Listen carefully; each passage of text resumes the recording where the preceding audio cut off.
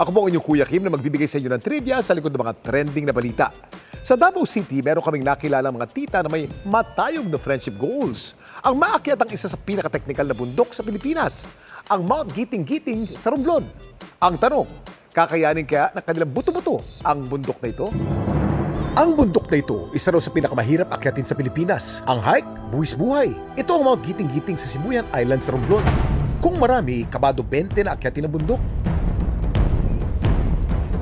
Ang tatlong titang ito mula Davao City, minanilang ang napaka-technical na trail na Mount Giting-Giting.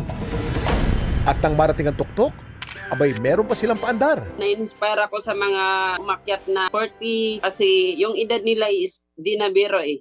Ang mga hiking titas ng Davao, sina Nelieta, 65 years old, Roosevelt, 49, at Danley, 45. Dream namo, yung natapos namo ang five highest mountain in the Philippines. Looking forward me for Mount Giting-Giting. Just to ma-measure ang sa kapasidad dito naman kung makaya ba yun. Kasi daghan kayo nagsulti nga lisod daw ang sa giting-giting. Ang hike sa Mount Giting-Giting, isang buwan daw nilang pinaghandaan. Everyday kami yung sa pagitan ng mga rocks na dapat mong hawakan. Yun yung medyo mahirap. Kaya parang nasa alpaap daw sila ng kanilang friendship goal, kanilang na-achieve. Nakakabata siya. Kasi happy hormones naman siya.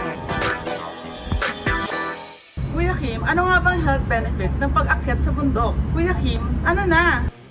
Nakakayang naman talaga ang pag-hike. Bakit?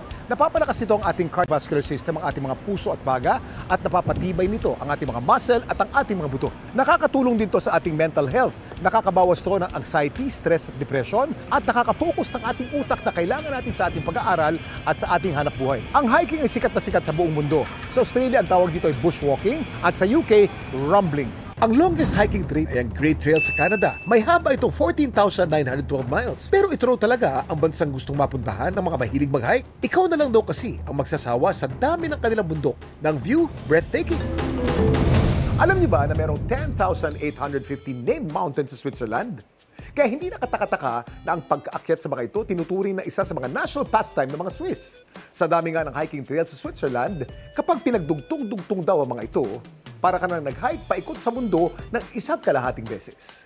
Laging tandaan, importante ang may alam. Ako po si Kuya Kim at sagot ko kayo 24 oras.